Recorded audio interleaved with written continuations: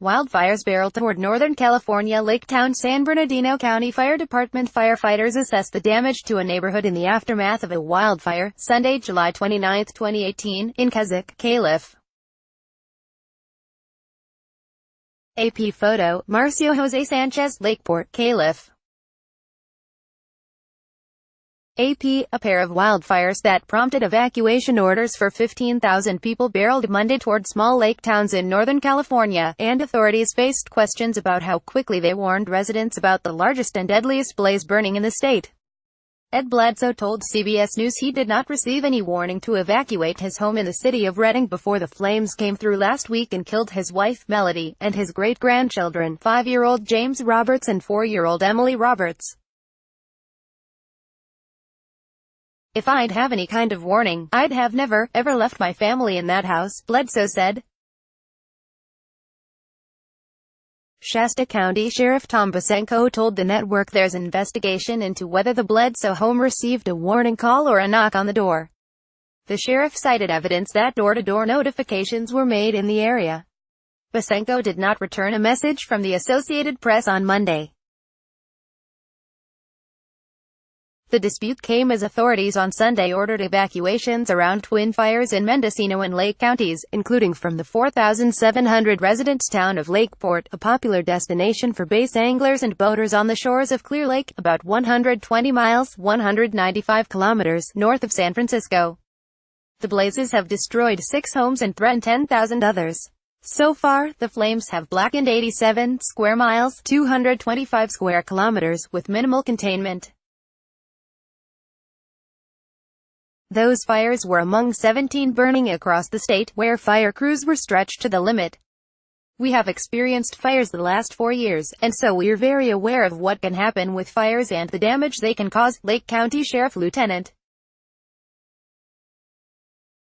Corey Pollock said. Their accused who did not heed the order and remained behind at his property in East California, where he ran sprinklers on his roof and removed yard plants that could catch fire. The 32-year-old Marine Corps veteran sent his wife and 2 daughters to safety along with 3 carloads of belongings. But he said he had too much at stake to leave himself. He bought his 3-bedroom house last year using a loan from the Department of Veterans Affairs. "This is everything I bled for, and I've worked really hard to get to where I am, and I'm just not willing to give it up so easily," he said over the phone. "Some people may think that's selfish of me, and I have insurance.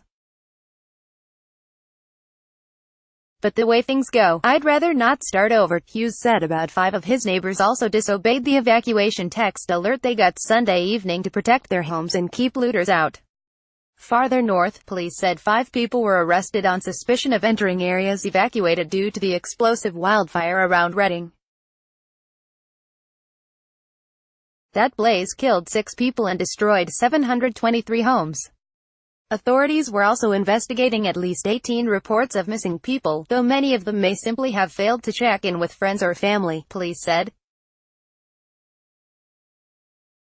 Fire officials were hopeful that they could make progress containing the blaze. The fire that threatened Redding, a city of about 92,000, was ignited by a vehicle problem a week ago about 10 miles, 16 kilometers west of the city. On Thursday, it swept through the historic gold rush town of Shasta and nearby Kazakh, fueled by gusty winds and dry vegetation. It then jumped the Sacramento River and took out subdivisions on the western edge of Redding. It wasn't expected to travel that far that fast, California Department of Forestry and Fire Protection spokesman Scott McLean said Monday. The fire slowed down as winds subsided, and crews were able to get into neighborhoods to prevent embers from taking out additional homes, he said. Bledsoe said he did not know his home was in danger when he left his wife and great-grandchildren to run an errand on Thursday. He said he received a phone call from his wife 15 minutes after he left saying he needed to get home because the fire was approaching. He said one of the children told him the blaze was at the back door. When he tried to return, the road was blocked and flames prevented him from returning on foot. The sheriff has said the fire was moving fast, but authorities still alerted residents in a variety of ways, including going door to door and using loudspeakers on emergency vehicles.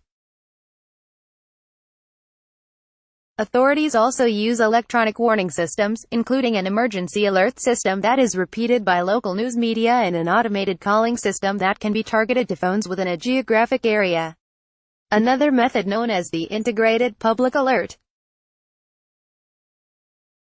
The drawback of the automated calling system is that it is designed to dial landlines, but cell phone users must register their phones if they are to receive alerts, she said.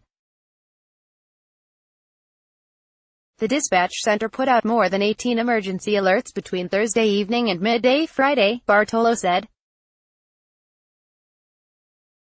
The center usually has 8 dispatchers on duty, but overnight Thursday had at least 12 dispatchers, along with 4 supervisors and 3 managers who worked through the night, she said.